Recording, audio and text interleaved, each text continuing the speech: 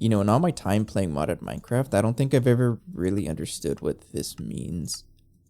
And I don't know what setting I like, so I'm just gonna leave it here. Hopefully it's fine.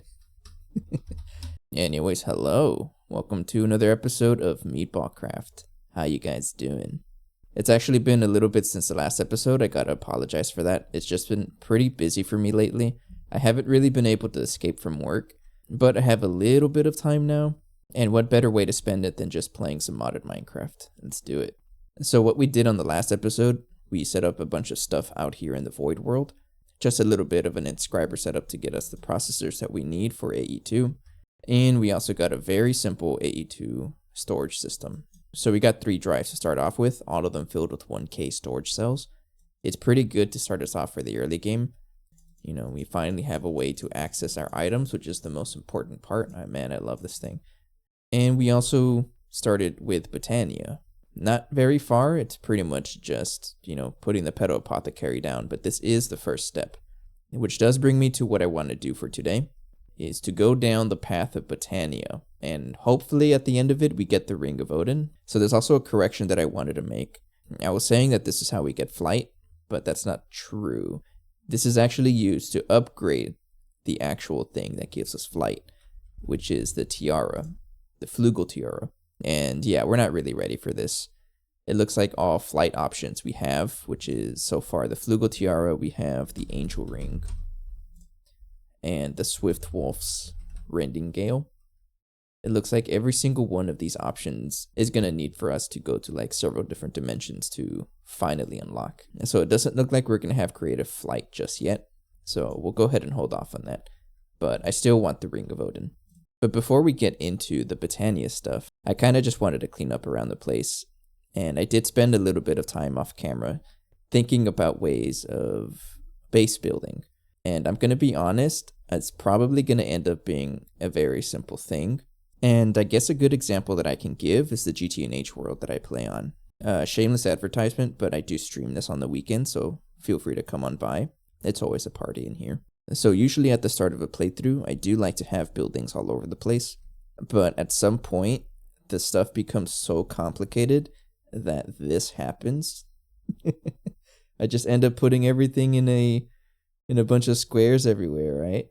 But I honestly don't really think this looks too bad. You gotta admit, it looks pretty nice. It kind of looks like a city. And for me, this is a lot of nostalgia because almost every pack I've played, at least every expert pack, has a setup like this, and I really don't see myself straying away from that too much. So yes, I'm going to still be doing a yard sale, but I have some rules in mind. I'm just going to show you what I mean in the GTNH world, because MeatballCraft does take a little bit to load up. So there's this theorem that I stumbled across on the internet a couple days ago. It's, I believe it's called the 4-color theorem. So I don't really know how to get into it too much, but the idea is that if you have like a flat region, for example, a flat base, right? If you break that up in multiple regions, so for example, I can show that with different colors, you need at most 4 colors so that you can guarantee that regions sharing a boundary, for example, right here and right here, will not be the same color. So I can totally do this and it's completely okay, right? So now none of the regions are sharing a color. So for over here, I can choose like blue, for example, and that's not sharing with each other, different colors, right? It's a pretty interesting theorem. I don't really know if I explained it very well. You can always look it up. It's called the 4 colors theorem. But I kind of want to build the base around this idea. And kind of the general idea is because whenever I think of MeatballCraft, I imagine that it's an exploration pack, right? As I'm sure most other people think about it as well. And whenever I think about exploration, I think of maps, and this is where the 4-color theorem plays a part in. So our base is going to look very colorful, yes. And it's going to be separated in regions so that each region has a separate color. And at the end of it, you can even look up on like Journey Map or something and see like a good amount of separation. Kind of similar to what we have in the GTNH world, right? With all the different machines. And another thing I was thinking about is maybe separating each region by episode, right? So like one episode I can have like one designated color, for example, blue. And then on the next episode, I can choose a different color, right? This way we can like see live how the base is being built over time. I think that'd be really cool. But let's go back to the MeatballCraft world and set up a very simple color scheme. Okay, so this is what I'm thinking of. The 4 colors that we'll be using is red, blue, green, and purple concrete, and then bordered by black concrete. And then I'm also going to use gray concrete as the basement. And the reason why I'm using vanilla concrete is because you actually move a little bit faster. I've played so much modded Minecraft that I have no idea if this is a vanilla feature or not, but it is pretty useful still. But anyways, each of the regions is going to be separated by a border of black concrete. And using this, it's just a little bit more contrast between each region. And then another really good benefit that the concrete has is that it is EMCable, so I have unlimited amount of this stuff. And I did mention trying to have each region separated by episodes. So this very first one, the one we built last episode, I'm going to go ahead and just cover it with a different color of concrete and then surround it with a border. And then for the Botania setup, we'll go ahead and have a new area that we build off of. So while I'm doing this, I did want to share a little bit of something. So it looks like September for me is kind of like the month of hardware upgrades. You know, I was able to get the 32 gigabytes of RAM. I got a 2 terabyte SSD for my PC. I got the new dynamic mic that I'm using right now. And then just today, actually, while I'm recording this, I picked up a new set of headphones. So the headphones that I was using before were the Corsair Virtuoso USB headphones. And the ones that I got now are the Sennheiser HD 560S. One of the biggest things about these is that they are open back headphones. So I'm not a very good source of information when it comes to like specs and technical stuff of this equipment that I've got. But pretty much what open back headphones do is that you're able to hear more of your outside surroundings with them versus closed back headphones, which is the ones that I had before. Those guys pretty much muted all of the outside voice. And one of the bigger issues that I've realized when recording is that with those closed-backed headphones, I tend to pay attention to my voice a lot while I'm speaking, and that kind of distracts me a little bit. And so much that I tend to take more pauses than I usually would otherwise if I'm speaking normally. And if you don't know what I'm talking about, you can just cover your ears and then try to say a complete sentence. It's kind of tricky. You do pay attention to yourself a lot, right? But with these open back headphones, they don't really mask the outside environment too much. And for me, it's just a better way of monitoring what my voice sounds like. And it's as if I'm not really wearing any headphones, but I can still hear everything on my headset, if that makes sense. And they also just sound way better than the other headphones, which does mean that I'm able to like pinpoint some more weird things that happen in the recordings that I can't really hear in the other set of headphones. You know, it's got something to do with like frequency response, stuff like that. I don't really know how to explain it again, but that does mean when I'm looking back at the recording, I hear a lot more quirks, right? Not just in my voice, but like my surroundings. There's a lot of boom, and it's not very good to have that much boom. For example, just for now, I'm going to do it on purpose, but like, you can hear that. That's just me tapping on the keyboard. That noise is me tapping on my foot, and I couldn't really detect it when I was with my other headset, but now I can, and now I know I have to fix things. So that was pretty much one of the things that helped me decide on this pair of headphones, is that I'm able to really hear some of the quiet things that I wouldn't otherwise hear with the other stuff. So yes, there's still a lot of audio cleanup I have to work on, but I'm not going to touch it for this episode because I'm trying not to sound too different between each episodes, because I realized on the last one, half of the episode sounded really different and the other half sounded also a little different. So I'm not trying to do that. But the next one is when I'll start applying some of the changes I'm thinking about. If you're trying to upgrade your own equipment and you somehow find this video of me talking about stuff like that, just keep in mind, I'm not a professional. I'm just a dude that plays Minecraft for fun. And I will admit sometimes I don't know what I'm talking about. So there's still a lot of stuff I have to learn, right? I guess what I'm trying to say is just be sure to do your research, because some of this equipment is not suited for everybody, right? Everyone has their own preferences and whatnot. But anyways, check it out. I was able to replace the entire platform with blue concrete, and now we're able to run around a lot faster. And no, I don't intend to just do squares. I would like to try doing arbitrary shapes as we progress. It's just that we already had a square to begin with, and I didn't really want to change that, right? So up next, I did want to build like a sizable platform for Botania. And of course, when you think of Botania, you think of flowers. And when you think of flowers, you think of green. So this is going to be our next color. But we have a situation. If I check my journey maps, we are in the chaparral biome, which doesn't have very pretty grass. I don't like how that looks. I think what's going on is that the void world actually copies the biomes in the overworld.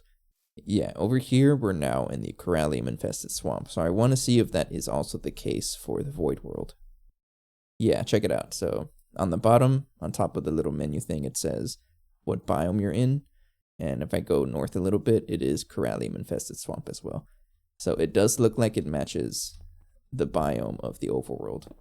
But I think that's okay because Botania has this feature, if you didn't know, the vivid pasture grass. And it's pretty much like a grass that always keeps its color. It's very bright green. You just need cactus green and pasture seeds. So we do have to get into a little bit of Botania to get this. And this is one of the scary things about living in a void world, is that at any moment you can just fall.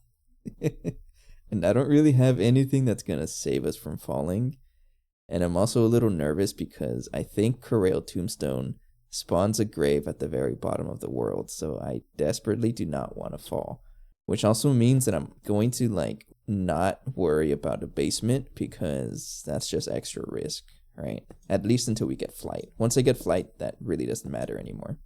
Okay, so this is what I was kind of thinking. Whenever I add a new region, I'm just going to draw like an arbitrary border and then fill in the space with a different color. So there is an item that I was thinking of that should help me place a big amount of blocks that isn't a building gadget. It is this builder's wand. You just have to craft this in a crafting table, a bookshelf, and a gold ingot. And then it also takes a little bit of your levels, but we have plenty of levels, so it's okay. And I don't think this works on a crafting terminal, so I probably have to use like a vanilla crafting table, and I think this counts as well. Yes, so 1, 2, and then 1, 2, and we have our builder's one. And now that I'm thinking about it, I think this is not enough space because if you didn't know, the Gaia Guardian fight needs like a really big area. So I think I want a minimum of a 25 by 25 area. Yeah, let's do that. Okay, I'm going to try something really dumb. Does a sleeping bag work in the void world? I know that a regular bed will blow up because it's another dimension. I'm not going to risk it. No, I can't do it. Someone try it and tell me if that's true because I'm scared. I don't want to blow up anything. It kind of reminds me of what happened when I played Celestial Journey with my brother a long time ago. We spent a couple days trying to get that same void portal. And then we also set up like a very simple AE2 system, just like we have right here. And after all of those hours of hard work, what did I do? I decided to sleep. I put a bed right next to it, and our whole base was gone, just like that. Oh man, it must have been like 5 years ago or something like that. It's been a while. But it does look like we're going to have to take naps outside in the overworld, just so that, we don't explode. I know there's stuff we can use to speed up the time in the void world, but it's not really a focus for today. But there you have it, a new region. And if I check on the map layout, so once I get flight and it's a little easier for me to build stuff without falling, I will go around and correct some of these corners because I don't like to have too many straight edges. But anyways, let's actually make some progress today. It's been a little bit of a yappy episode so far, and it's totally because of these headphones. Man, I'm really loving these. It's such a good idea that I got them. Go ahead and put the pedal apothecary right here. And we should also have an infinite source of water. We'll do a little simple setup like this. And then we can go ahead and have a chest for all of our goodies. And I did say that I don't want to use regular grass blocks because they don't look very nice. But I still need to have grass here because of all the flower stuff that we're going to need, right? I don't know how tutorial heavy I'm going to get in this playthrough. But one thing I can show you guys is how to duplicate flowers. I could just plant this petal, right? And then bone meal it. And I get a 2 tall flower. And then if I were to shear it, and then turn this back into petals, I get 4. So for 1 petal, I got 4 back. So that's like a profit of 3, right? So a good goal to start off with Botania is to have at least one of these as a backup plant. So if you need more petals, you have something to go back to. So far, I have 5 of them, so I'm going to need all the other ones. There's, I think, 16 in total, right, to match the vanilla color system. So what I can do is just craft more of that floral fertilizer stuff that I made last episode. I'm going to grow a bunch of this until I get all of the colors. And there we go. This should be all the colors that we need. So all 16 of them are right over here. And I got a couple of extra while I was farming them up. So the very first flower that we want to get for Botania is going to be the pure daisy, because that's going to let us get living rock and living wood so that we can craft the runic altar. I did say last episode, I think, that most of the recipes were not changed. I don't know how true that is, so I guess we'll find out, right? But the pure daisy is not very complicated. I just need a bunch of white petals. And with these white petals, it is 1, 2, 3, 4. And then we drop the seed, and we have our pure daisy. And I might as well make 2 of them. 1 for wood and 1 for stone. I'm probably just going to put these guys like back here, and you're also going to need grass, right? Of course. And then for us to get living rock, I'm assuming it's the same recipe, where it's just regular stone. Yes. And this is actually where the time in the bottle can really help us out here. So normally whenever you place them down, it takes a little bit, right? I don't know how long it takes, but you can just use the time in the bottle to speed up the pure daisy. And then it just grows really fast, just like that. At some point we do want to automate this, but we just need a little bit to start off with. And then for living wood, just put regular logs, and those will turn into living wood. We also need a couple of that, but I'll leave that in the background. And we also might as well plant some trees to make it look pretty, right? I don't want it to just look boring. And there we go, a nice tree. Sweet. So with the living rock that we got, we can make the mana pool. And for us to feed mana into this, we need a mana spreader. And for us to control where that mana spreader is going, we need a wand of the forest. Let's say right here for now. And then we feed this with the mana spreader, and then point the mana spreader into the mana pool. Or the shift right click. Shift right click, yeah, it's been a while. And then for us to actually supply the mana, we have to craft a couple of these functional flowers. So this is where I want to check the quest book, because usually whenever you play Botania, the very first one you tend to go for is the Endoflame. And it might just be the one we end up going for, but I did want to see what else is in the mod pack. So I'm going to check the quest book real quick. Yeah, we're just going to stick with the Endoflame. Tried and true, this is like a very good flower to start off with. Plus we do have like an infinite amount of fuel. And there we go. I'm going to stick with 7 for now. And then I'll go ahead and plant them around the mana pool and the mana spreader. So pretty much how these guys work, you just got to drop like a block of fuel. I guess charcoal would work for now.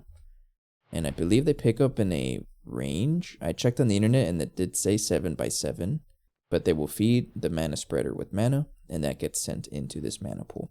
And there is an automation that I had in mind to keep this working, and I could totally spam more Endoflames, which is probably what I'll end up doing if I want to speed this up. What's pretty cool about Botania is that you can do pretty much everything with vanilla stuff and Botania stuff together. So in this case, it's just a pressure plate with a torch next to it, so whenever we push it, it actually turns off the torch, which unpowers the dropper. And the idea here is that whenever it has a block of charcoal, that means it's waiting to be consumed by a flower. And whenever a flower consumes it, it'll turn on the torch, which powers the dropper, which causes it to go into the open crate and fall straight into the pressure plate. And this creates like a kind of loop. So right now it's not going to do anything, but if I pick it up, it drops another one, right? So that's pretty much simulating whenever it gets eaten by an Endoflame. It's pretty much what I always do whenever I set up Endoflame automation, and again, you can always just spam more of them if you want more mana. The only downside to keep in mind is that if this isn't being actively consumed by a flower, it's going to despawn at some point. But I don't really care because this stuff is cheap. And we do have to throw one to jumpstart the system. And there we go. So now, over time, we will have infinite mana generation. It's not very quick, but again, I can always just craft more of them if I need more mana. Which honestly, I think I'm just going to end up doing. Endoflames are really cheap. You just need light gray petals, red petals, and brown petals. So yeah, let's make a couple more of these guys. And I think I'm out of bone meal.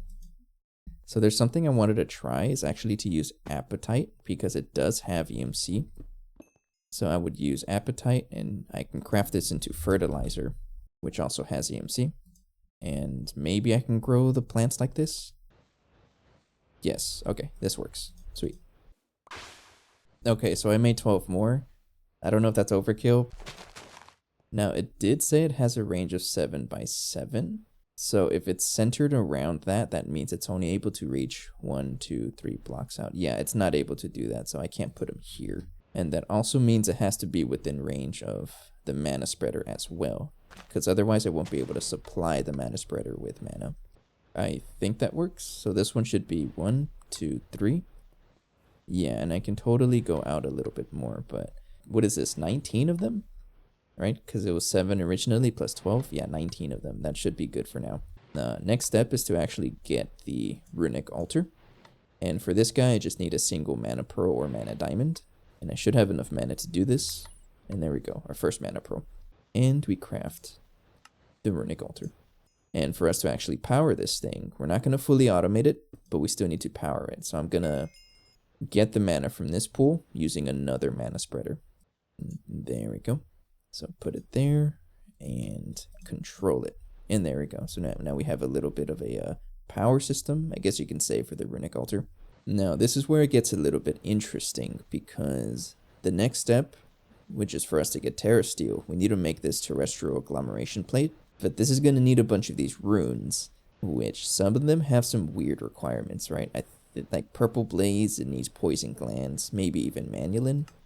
But I may have to step out and adventure for a little bit to get some of the weirder stuff. Okay, so I was looking through the recipes, and pretty much the only one I can craft right now is the Rune of Mana. This one's just mana pearls and a bunch of mana steel ingots, which is iron. Drop that in there. And then you just gotta put them right there. Let it charge with mana for a little bit. And I guess while that's going, let's talk about the rest of them. So, for example, the Rune of Fire, we can't get because we're out of Purple Blaze. I pretty much spent the rest of it on the 2 ender chests over there. Rune of Air, we're going to need the Stymphalian Bird Feather. The Rune of Earth is going to need the Crystallized Obsidian and the Vishroom. This can be found in the Magic Forests, which we did find a couple episodes ago. And then the Crystallized Obsidian, we do have to go into the end, unless there's another way to get Chorus Flower. Actually, no, it looks like we can get Chorus Flower. So if I check here, we need to put popped Chorus Flower through an alchemy catalyst, which is not bad. To get the popped chorus, we need chorus fruit, and one way to get this is an apple in a mana pool with a dimension catalyst. And this is also doable, because the alchemy catalyst, well, we already talked about that. Eyes of Ender are cheap. Nightmare Fuel is just coal in a mana pool, so everything can be done with Botania. And then for the Rune of Water, we have to do a little bit of traveling, because we need the whale fin, the crab claw, and the pufferfish. But anyway, so the Rune of Mana is done. Just gotta drop a living rock, right click it with the wand, and we have our Rune of Mana. But I think what's gonna happen next is a little bit of a montage time while I go looting for all the various things.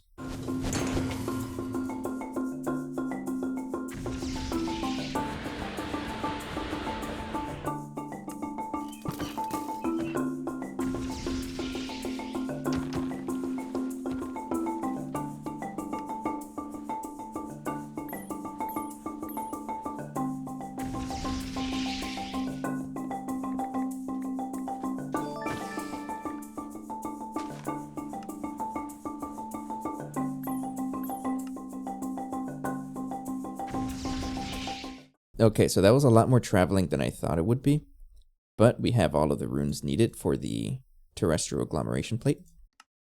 And there we go.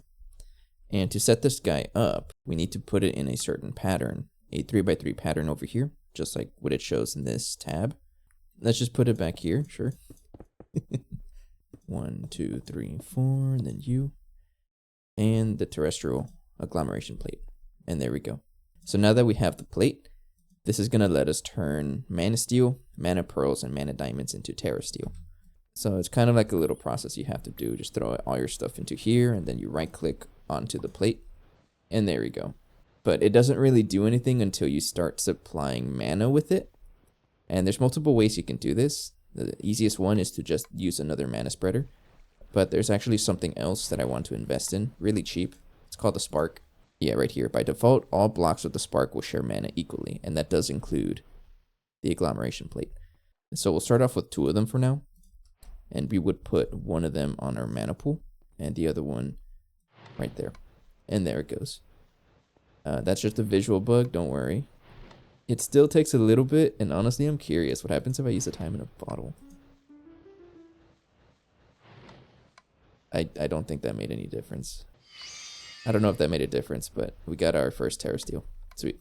So one thing about Botania, it doesn't have any interfaces anywhere, right? So I can't right-click anything to open up an inventory like I can do the chests. You know, and that does include looking at the mana pool here. But if I highlight it with the wand, but you see here that it does consume half a pool for each Terra Steel. So at some point, we're going to have to really ramp up our production. But we only need the one for now. Anyways, with this first Terra Steel, we can turn it into nuggets. And these are going to be used to craft the Elven Gateway Portal. We just need a couple of things here. 2 Natura Pylons, some Living Wood, 2 Mana Pools, 3 Glimmering Living Woods, and the Gateway Core. And it turns out it is exactly worth 1 Terra Steel Ingot. It's been a while since I built one of these things. I believe it's like that. And then you would have the Mana Pools right there, and the Natura Pylons on top of those. And for this to actually turn on, you need to have the mana pools filled up with mana. I think it's about like a quarter filled with each one, but we might as well just use a spark for this. Okay, so I don't think the spark is working, and I feel like it might be because the range of this one doesn't reach the other two.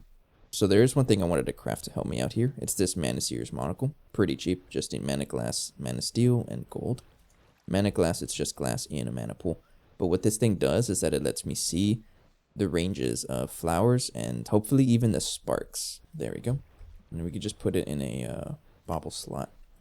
So now I can see the range of these flowers. And yeah, this is confirmed. It is a 7x7 range for the Endoflames. Yeah, okay, it doesn't look like I can see the range of sparks.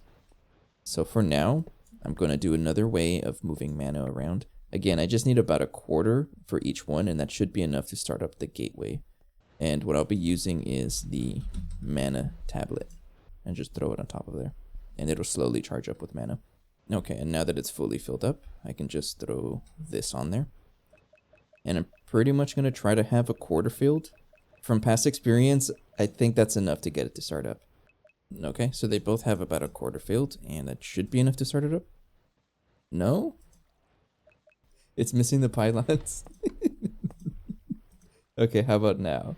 There it is. All right, yeah, don't forget the pylons because it won't start up in the first place. Oh, that's funny. Okay, but now that we have this set up, the next step is to start preparing for the Gaia Guardian fight.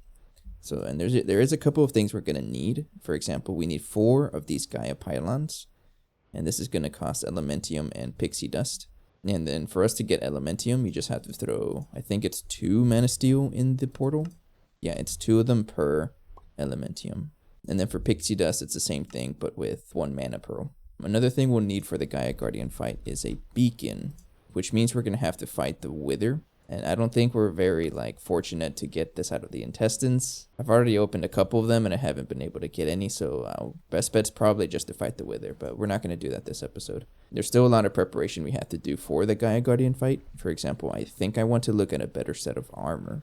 And I was thinking about it. I usually never go for it, but Terra Steel seems like a good idea. It does need the tier 2 runes, right? So we're going to have to do a little bit more rune crafting and a little bit of Terra Steel, so I may have to take a detour and get even more mana generation. Because this is kind of slow. The good thing is that whenever I edit, it kind of, piles up again, but I'd rather not wait that long. And I'm thinking the next step of mana generation is going to be the Kekumiris plant. And this is pretty much what I did for Divine Journey too. I had a really good experience with them. I just spammed tons of cake. I think it was 9 of these guys, and it was more than enough mana to support 50 mana pools. It was really good, because in that mod pack, you needed to have a lot of mana generation. But we did need the Pixie Dust to get started, and we also need the tier 3 runes. And then another good thing is that the cakes are EMCable, so unlimited cakes means a ton of mana for us. So I think this is going to be our major goal for next episode, to get tons of mana. Oh, and there's one more thing before we end the episode. So the sparks should work. I know for a fact because this is what I did for Divine Journey too. I just remembered that in order to send mana from this pool to the other pools, you need what's called a Spark Augment Recessive. So you would put that onto this pool, and it's going to prioritize this one the least and send out mana to any other pool that doesn't also have a recessive augment. Not too bad, just pixie dust and rune of earth, which we do have a couple left over. So for pixie dust, again, you just throw them in here, the mana pearls. You get a couple of pixie dust and then craft the recessive augment. Then we just put it on that guy, and it should be able to send mana. This doesn't actually consume that much mana, but I'd like to be more safe than sorry, right? Now, the other thing is that these guys have a range of, I think it's 12 from what I read online. 9, 10, 11, 12. So this guy isn't going to get anything. And if I wanted to get the mana into here, I can steal it from this guy by using another augment, the dominant one. And pretty much what this guy does is pull mana from everywhere else. I'm probably going to have to break my portal for a little bit. Sorry, I have to do it. And there we go.